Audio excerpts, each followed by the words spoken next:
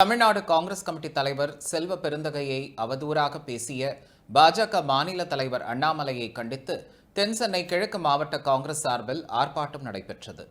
Chennai Mylapore city centre அருகே தென்சென்னை கிழக்கு மாவட்ட காங்கிரஸ் கமிட்டி சார்பில் மயிலை தொகுதி தென்சென்னை கிழக்கு மாவட்ட பொறுப்பாளர் சாமிவேல் தலைமையில் ஆர்ப்பாட்டம் நடைபெற்றது. ஆர்ப்பாட்டத்தில் பாஜக அரசை எதிர்த்தும் அவதூறாக பேசிய அண்ணாமலையை கண்டித்தும் கண்டன கோஷங்கள் எழுப்பப்பட்டன.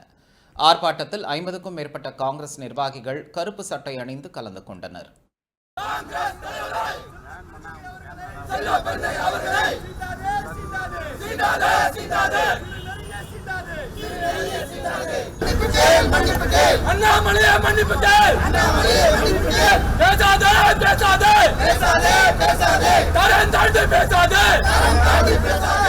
இதனைத் தொடர்ந்து செய்தியாளர்களிடம் பேசிய காங்கிரஸ் தென்சென்னை கிழக்கு மாவட்ட தலைவர் அடையாறு டி துரை, திமுக காங்கிரஸ் கட்சிகளின் வளர்ச்சி மீது உள்ள பயத்தால் அண்ணாமலை உளறி வருவதாக கூறினார்.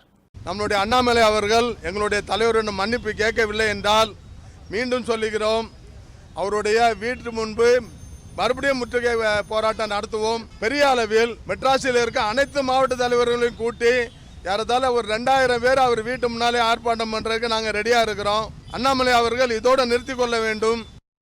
இதேபோல் கன்னியாகுமரி மாவட்டம் நாகர்கோவில் மாநகர காங்கிரஸ் கட்சி சார்பில் வேப்பமூடு பூங்கா முன்பு மாநகர மாவட்ட தலைவர் நவீன்குமார் தலைமையில் கண்டன ஆர்ப்பாட்டம் நடத்தப்பட்டது.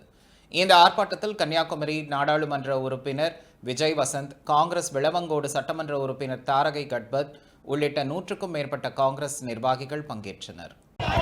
காங்கிரஸ் கட்சியின் ஆர்ப்பாட்டம் கண்டிக்கின்றோம்.